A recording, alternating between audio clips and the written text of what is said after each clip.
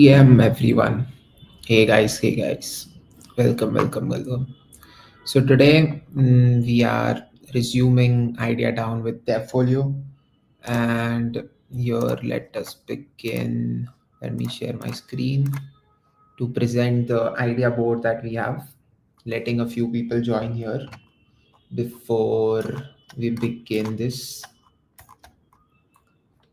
Join in everyone. So yeah. By the way, if you guys have joined here and are from Bangalore or are traveling to Bangalore, there's a really cool thing that is happening through Devfolio, which is this block train that sets apart on like 20th of this month and will be traveling to Delhi.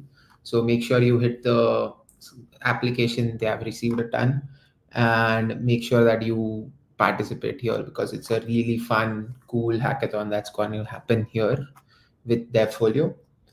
And let's get started here, right? So this is how we have been maintaining the idea board, and what you will see here is we have divided them into three buckets, with some with massive potential, some which are going to go wild and get you the audience that you need to build on, and some which are going to be a good business. For this particular stream today, I'm going to focus on two main sort of ideas that have a lot of potential of becoming a good business, and break them down into how this ideas turned out and how you can take and select these ideas and build on top of them.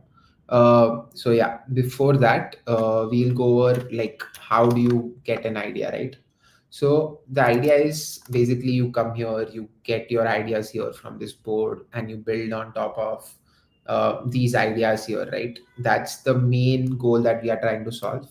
But before that, like there is a lot of other things you can do. Is you find out things which are very important, some events that are happening in the world which are really important, and you keep participating in like hackathons, events that keep happening, and you keep reading and building on these kind of stuff. So what really is the key to keep in mind while building and focusing on such ideas is like what on going on chain solves for you, what like say AI would solve for you, automations, things like that, and bring them together if you can, because there is a lot of potential in these two spaces. AI has solved automations, and on-chain can be the place and will be the place where payments settle in. And so AI agents will use these on-chain capabilities to settle like payments and everything else. And you keep going over these regulations that come into play, some rules that are happening maybe in the Europe or in the US or in India, and you build on top of them so that you are having an alternate approach to building, and you build permissionless, right? That's the idea. And for example, if you're building on Farcaster, it's pretty simple. Twitter has banned some APIs because they are costly. Also, some things that do not work on Twitter can go back and be built on Farcaster because of its own open permissionless space. And read through newsletters, tech newsletters, which you get, and go over VC funding sites. We have gone over Allianz now, one of my favorite crypto accelerators. And basically, the idea here is every single one has a startup ideas board which you can look at and find some things like, yes, you see like even like a good crypto accelerator has AI/crypto enabled apps, and a lot of these stuff are like half baked ideas that you can build on.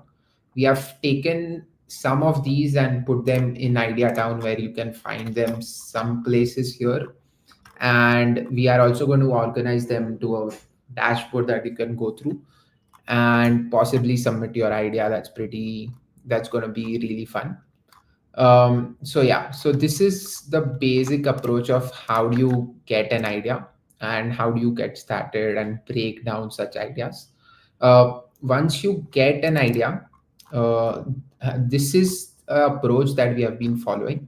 Let's go over one of the famous breakdowns that we did on stream was DCA, a really popular mini app, which is dollar cost averaging, and it's live on Farcaster, built by a Base fellow, and is getting traction on Base through transactions, daily transactions, and things like that.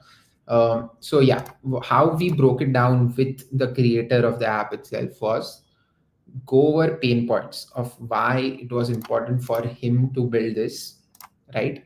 And then once you know the pain points, you can then start going into features, where first we went over the tech stack of what it would be required to build the DC app, and then we went over some layers of like smart contract and like what all things were involved, alternative approaches to free versus paid APIs and stuff.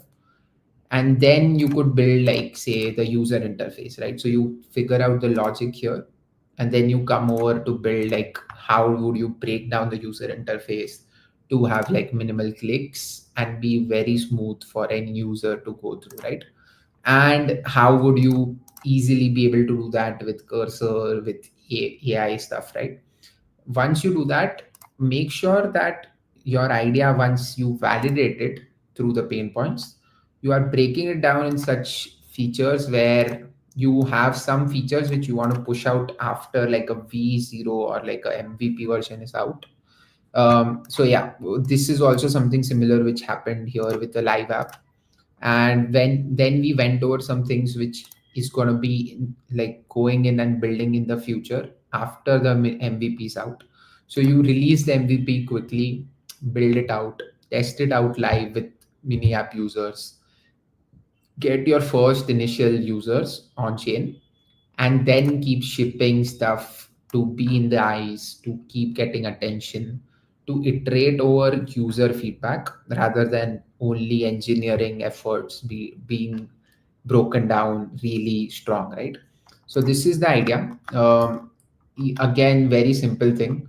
Now let's go over two ideas that I have that are going to be my personal things that I would put in, like this will be a good business. And yeah, let's start with the one which is like a tokenize real world goods plus maintain a digital trace. Okay, this has been coming up. I've been hearing about this at a few places.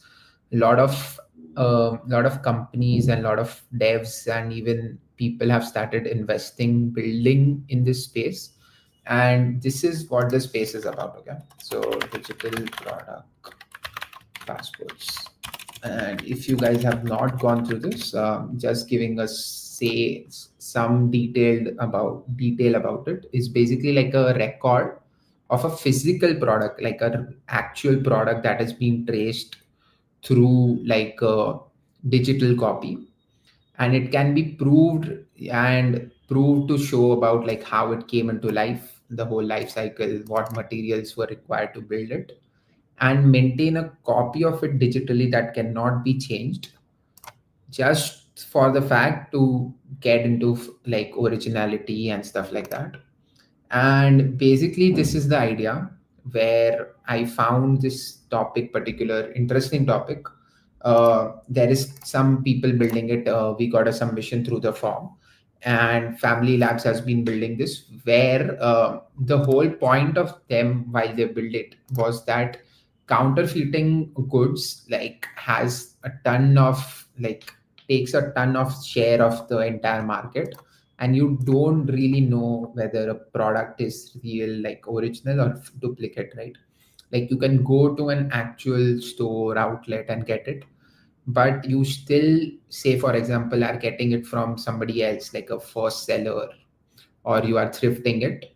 You are not sure whether how original the item is, right? And thrifting becoming popular, you need to make sure that it is a valid product.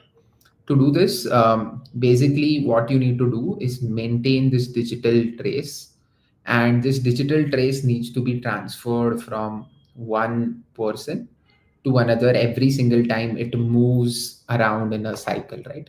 So basically, say for example, Let's put in some like here.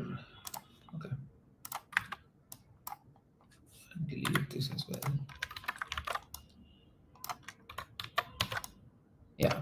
So for example, think about how like a shoe comes into play. Like, okay, like a basic shoe when it is being built by a Nike goes through certain steps, right? Like for example, one would be uh, like laces from X, right? Like some random company just produces laces, okay? Then what else, right? Like soles from Y, okay? Basically, some companies building laces for all these shoes, they get it from there. Soles coming from somebody else, and other stuff like rubber, for example, from Z, right? Now, the whole idea is every single thing then gets built out by Nike, right? Like after that, Nike is going to put in and make like the last piece of like a shoe, right? So this is like how it came into life, right? Like this is like a part where this is how it came into life, okay? And bring send to back, yeah. So this is the life cycle, like life cycle part one. Now this can be traced on chain, right? Like every single time, say Nike's buying something from X company, specifically laces, you maintain a digital trace of number of laces bought and stuff like that. Same for Y, same for like Z, this thing, right? Now once this shoe comes into life, right? Let's copy this and if you see, there is like another life cycle that comes into play, right? Like for example, after the shoes into the market, um, yeah, okay, wait. So it will come here and say goes to shop A, right? Okay, so this one particular shoe ended up in shop A, and then of course, like we'll have to turn the arrows. It was bought by B. Okay, and then it was first like copy. No, what do you call it? Thrifted. Yeah, by E. Okay, like all this. Yeah. So now this shoe that came into life by Nike itself got into one of the Nike stores, and life cycle part two is here, right? Somebody bought it, and then they decided after like some years of use, give it to like E, right? Like E purchased it basically at a cheaper price. But when you are here, say you are this person, how do you trace this entire thing of how the shoe was actually real, an original copy? There are chances that say this guy must have kept bills of a copy or something, but every single thing, remember, which is not on chain can be forced, right? Like 99% of the times you don't really know how much trust you should have on like a piece of paper that this person got saying that he claims to have purchased it from here and gotten the shoe from somebody, right? But for example, imagine this entire thing being on chain and this shoe had this sort of a record, okay? Let what? Okay, yeah. So say this shoe had its own record, and that is the DPP trace. Okay. So imagine this being a normal digital trace. Okay. And it is obviously on blockchain, so nobody can change it. Now this trace would say basis from X, right? Dot. Every single thing that has come into life, okay? Who made it? When was it made? Where it came from? Every single thing has a physical interaction in the world. Make a mirror copy of it and have like logs or like, audit trail sort of structure put into like a blockchain. right? Like simply put on chain. Now this basically means every single time the shoe comes here, like for example, let's say when this guy purchases the shoe can easily be identified by this digital trace that is not going to be changed, right? Every single shoe item will have its own particular trace on chain, and this basically solves the whole DPP things. And this is going to be the whole structure of how you would why this should be built, right? Like basically covering pain points. And now let's go into like the solution and how I have broken it down. Basically, pretty simple. When we covered through this idea would be every single physical interaction of a change in a product going from A to B, or adding A or adding B in the making of the product, always simulate a copy of it on chain, and that copy has to be having like an audit trail. Now the goal of this is difficult to solve, and people have been trying to solve this because it involves physical movement as well and digital copies as well, right? And a lot of solutions are now coming into play because, again, like when if you go back here, some regulations, right? So what are these regulations? EU has been enforcing these regulations of them tracking the whole carbon emissions and things like that on chain, so that they realize which company or which product is having a lot of carbon emitted and stuff like that, and reduce it drastically to have like a better environment, to have more authenticity and reduce like counterfeiting, right? And never have like fragmented records. So this is very simple, not very simple problem to solve in the physical world because you have a lot of moving parts. But maintaining the digital copy of something, of a product, is significant use case, and is like a use case that will make these products go on chain. Like a thing that comes into mind, like for example, a shoe example might be maybe okay not to have a digital copy of, right? Because it's not that valuable. But now change it and think about something like a Pokemon card or like a gold item that you're purchasing. If you have a digital copy on chain, the entire game changes for you because you can easily verify how pure that particular gold item is, or like the Pokemon card, and you can verify everything like previous owners and every single thing which you need to know, and you can value the item correctly based on how much you want to do. Like for example, because this, say for example, this was bought by this person, right, and thrifted by E. Imagine this guy is also going to sell it off, right? But he can say that I am the first owner of it, right? And if the shoe is in a condition where it is okay to give out, then it makes sense, right? Then you can say that maybe he's not lying or something, right? And there is no way to verify in a real world. But go ahead and put it on chain, and you can say, no, like there were three owners before you, and this is the real value of this price, right? So this is the main approach for this particular business model here. Lot of solutions are coming into play. Go ahead and find out companies that are building on this, and if you feel that it's a good problem to solve and you want to dive into this, build a similar thing for yourself. How would you do this? It's very simple, right? If you see of a digital record, think of a digital record as like a upgradable NFT, right? Pretty simple, where metadata can be changed and stuff. And basically, every single time it moves from person A to B, just upgrade the NFT to have the trace in the metadata. And that's the digital record that you're maintaining. And the metadata can be easily fetched. And that is it for like a digital product passport. Very naive use case for like a NFT collection also, right? because every shoe produced by Nike can be like an NFT collection on itself.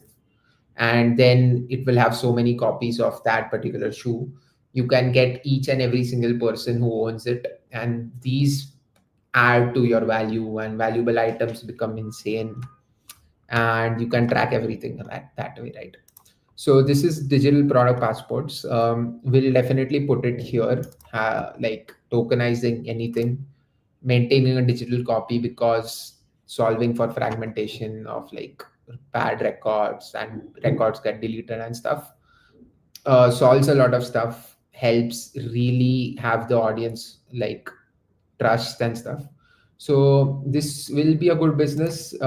Again, like difficult problem if you want to start working with big tech, big companies like Nike and stuff, but people are generally moving towards it. Now, let's go ahead and go over the other difficult problem to solve. This has also been discussed in base fellowship, where where like the whole ideas were getting discussed, and a really crucial pain point to solve for like a global audience is payday loans. Okay, so coming to this topic, so what are payday loans, right? Payday loans are basically, say for example, you are a daily wage worker, right? And based on the amount of work you do slash like number of hours you put in, you are going to get paid X amount for that particular hour, right?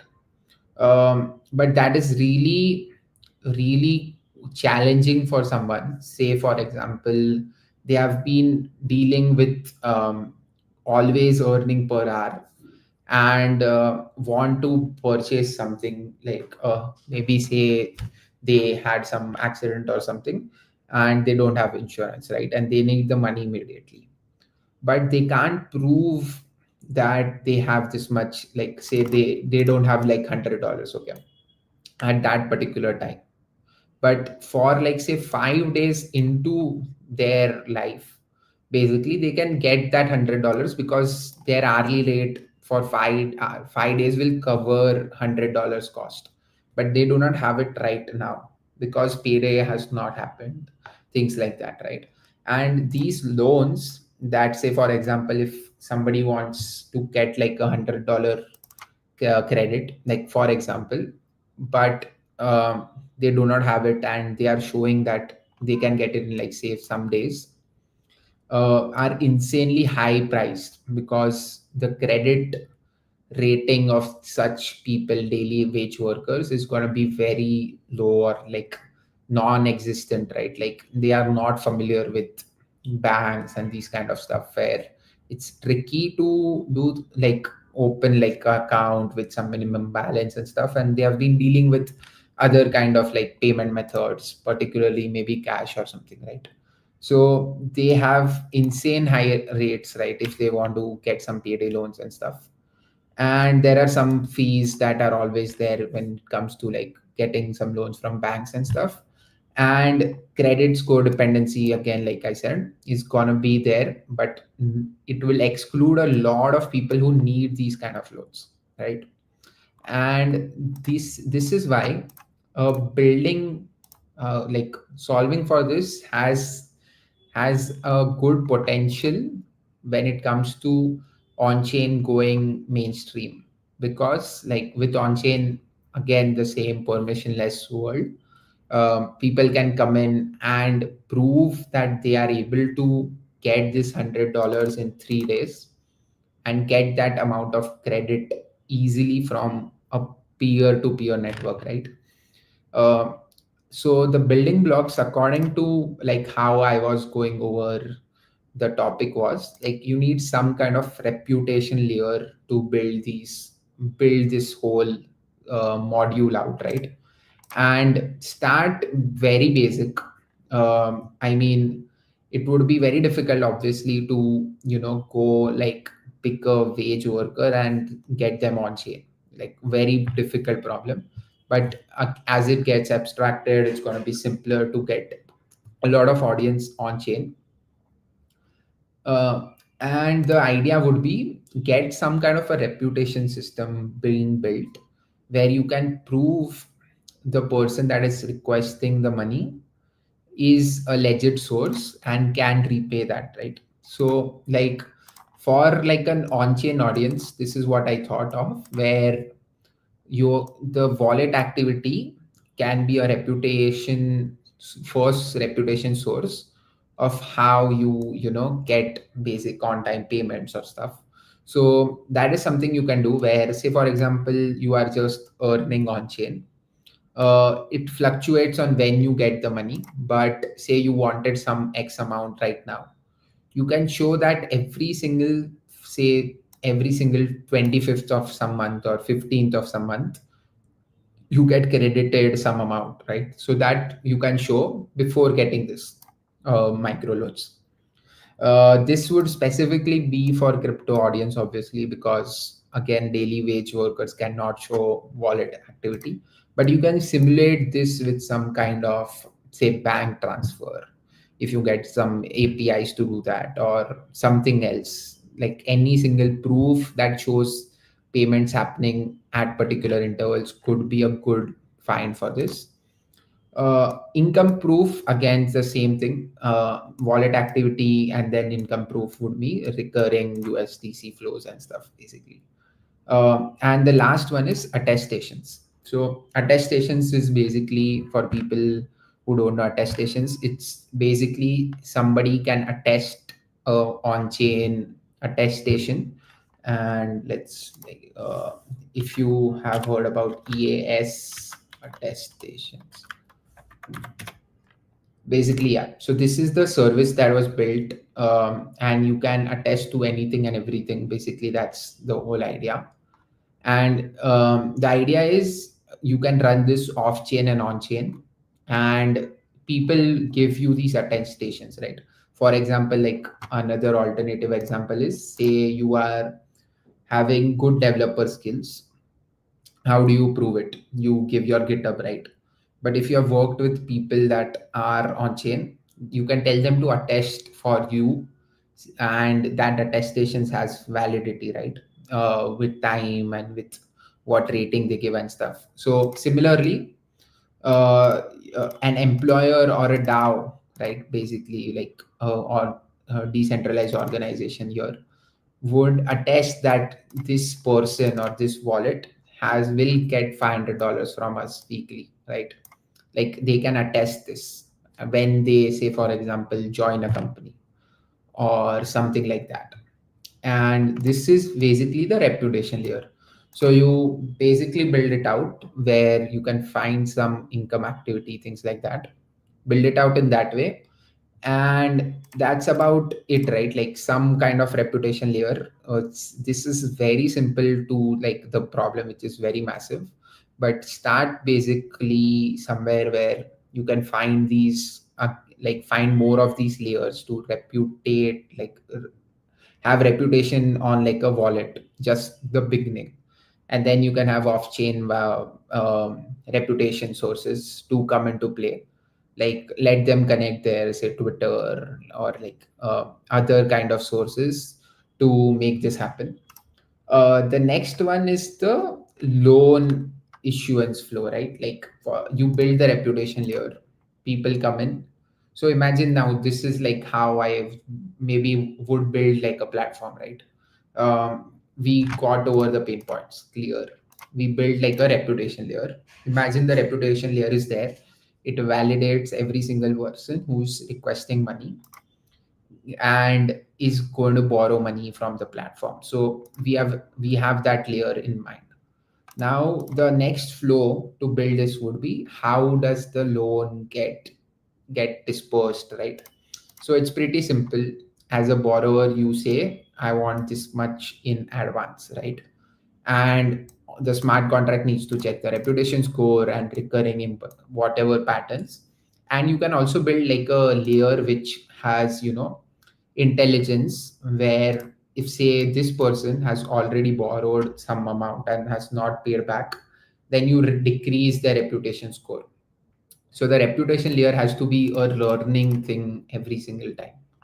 The next thing you need to do is loan terms are dynamically priced, right? For example, say they are asking for 100 USDC, and USDC is low on the entire system. So maybe the fee then becomes a little high. Or maybe, for example, this person has already taken $1,000 and is again asking for another 1,000.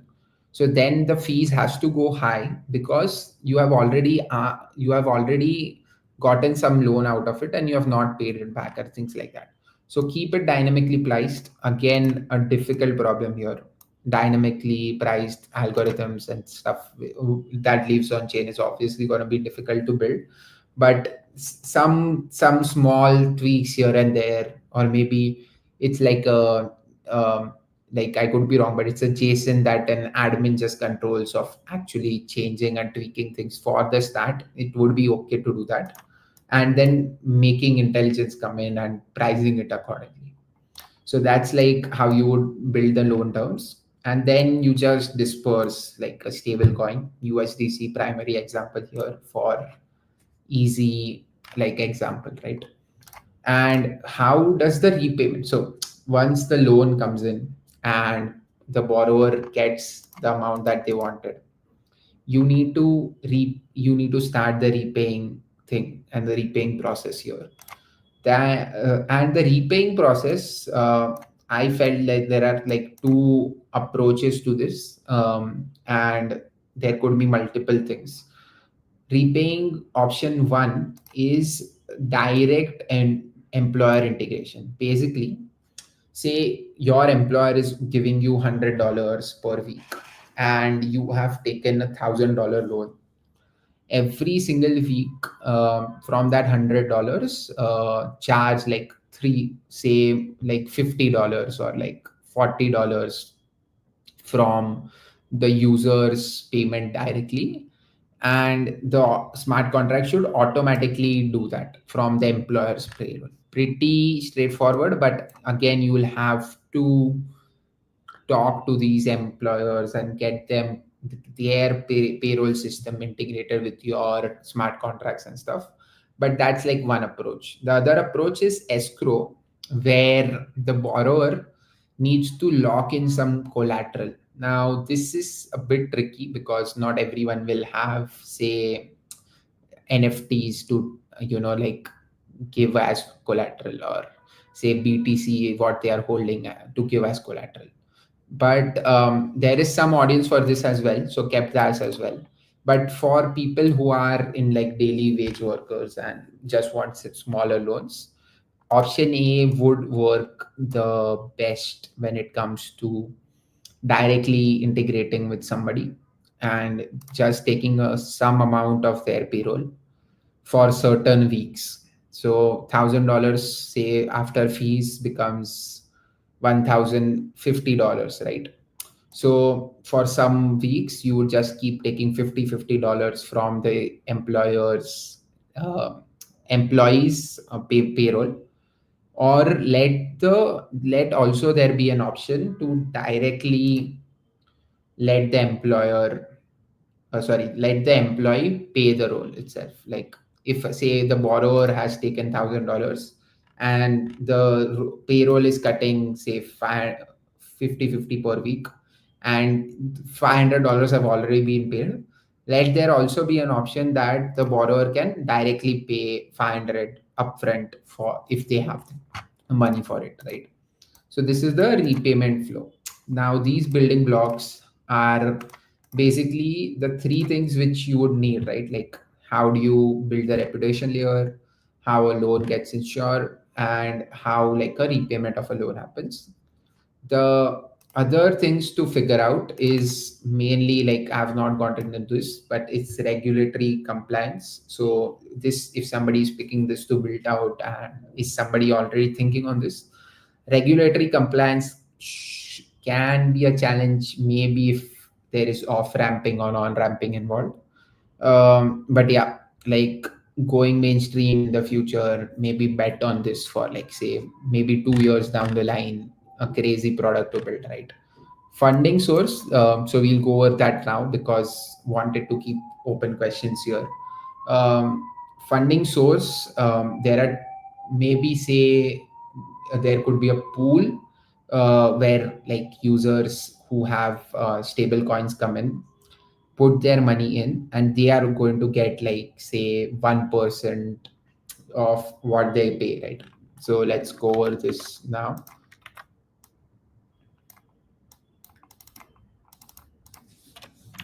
And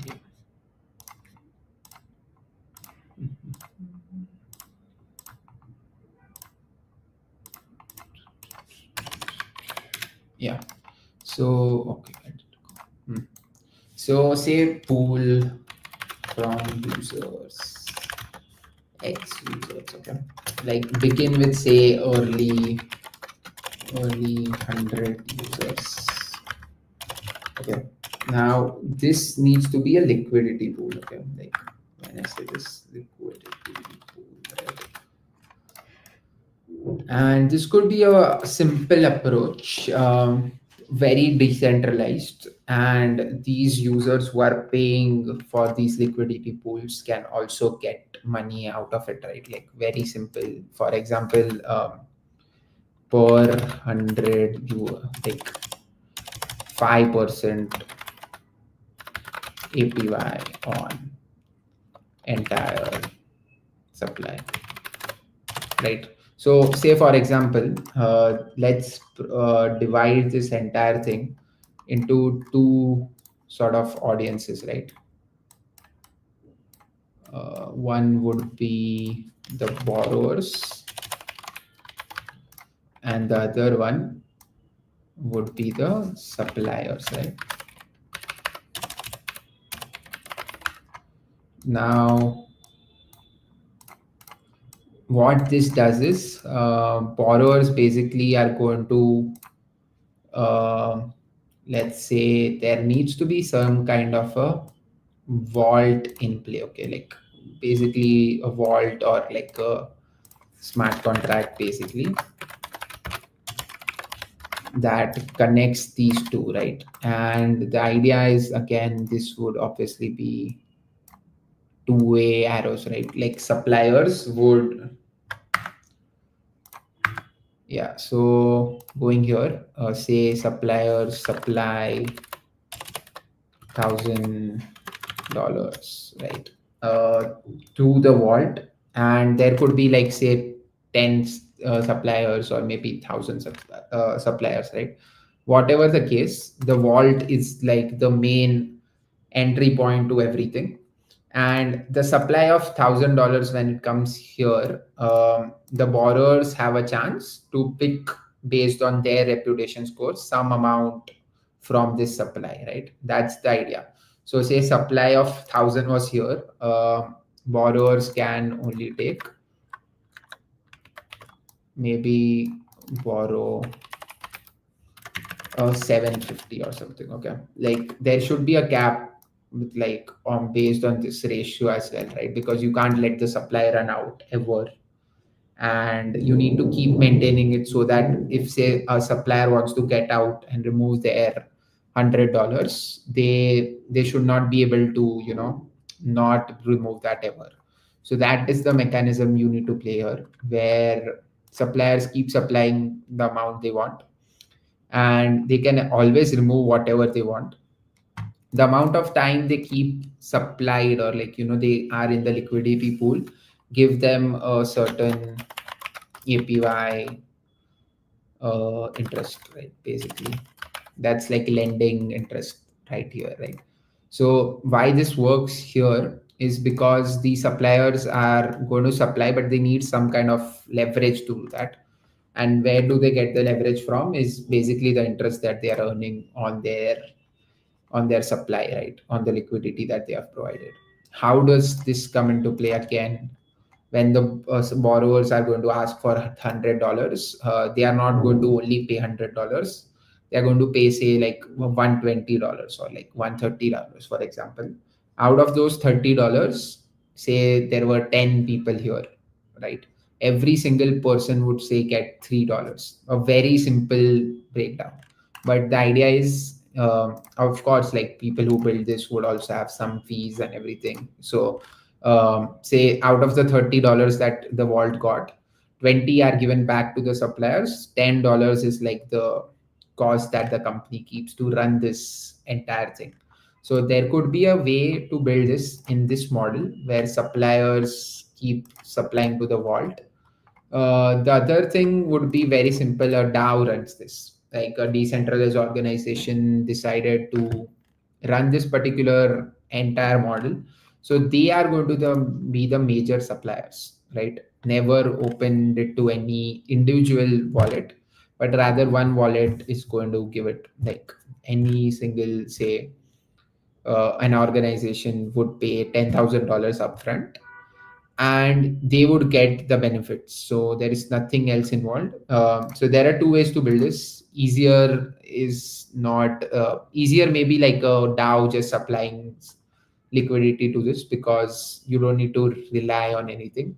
And you can have like a percentage contract with the DAO of like monthly earnings, X amount goes to the DAO or things like that, and you don't need to manage the entire, remove supply and stuff, because if a DAO gives you, like, they can give it for like a long amount of time, but when it comes to like a decentralized audience, they are not sure how long they want to keep their money, right? So yeah, this is how the whole funding source can come in, and you can build this out in this way. The difficult problem, again, I feel is going to be building the reputation layer, because find some ways to build this out using some APIs, APIs that are there. Pretty straightforward. If, say, for example, somebody is getting like a score computed, if you saw, for example, there were creator scores that got in, right? Like that creator score, why was that computed? Because creator score could be like a metric to get the loans, right? So that was the creator score, again, like a mini app provided, right? So you could build that in that way, or build your own reputation layer completely from scratch, and supply is going to be again through like liquidity pool or DAOs. So reputation layer is the trickiest to build here, but you don't need to start somewhere here, right? If you think the idea is has metric and stuff, build this flow out, like a loan issuance and like a repayment flow. Just build that out, and then decide on how would you, like, say, fund this. Because if you do these three building blocks, and if you present it like an MVP, maybe in a hackathon, or like to a VC or any sort of crypto accelerator, and they understand your approach of how this came into play, how this came into play, and how you are funding it, and what are the advantages of your model, you can then slowly eventually build like the reputation layer out. This is going to be the most crucial part, yes, but while you keep building these three things, you're going to learn a lot and evolve and be better at, say, solidity, if you want to do that. So this is the whole payday loans. Again, there is a wide audience here. You can build, say, for like a daily wage worker, or you could build for somebody who needs like a high loan and has like a reputation on chain, and they can pay it off in like maybe 1 year or so. So build it out in that way. It's gonna be tricky to solve most things, but this is a very good idea to build. If you know, like, if you are betting on chain going like mainstream, because like if you are here watching this, you have some leverage saying that, yeah, there is some possibility that on chain is going to be mainstream, right? A lot of smart folks keep saying that. So this is something which you can build, and this you can easily, integrate with micro transactions. Like, for example, say this micro loan that somebody took was a creator, or has like an online presence. And if every single like for example on Farcaster, Noise built it out where every single like can be somebody tipping you. Imagine whatever somebody tips, some percentage of it directly goes and pays your loan. You don't need to worry about anything in that scenario. So all of these micro transactions that keep happening can easily validate and build this entire model of these payday loans, right? So that's about it. These two ideas are again going in and becoming and being added to this list. And I'm going to do a better job and this where you can have a much better look. Whoever's here, like I think there can be like a dashboard that we are going to build, and you can submit most ideas and stuff. For submission of your ideas that you had, go ahead and scan the QR on the right here and submit ideas here, because I'm going to cover like some of your ideas on stream and get you featured if you are really looking forward to building that, right? So get that going as well, and you could be featured in this stream. Let me share the yeah. Yeah, so go ahead here. The short link is live on stream right now. nsb.dev ideas down. Let me also open that and validate that works.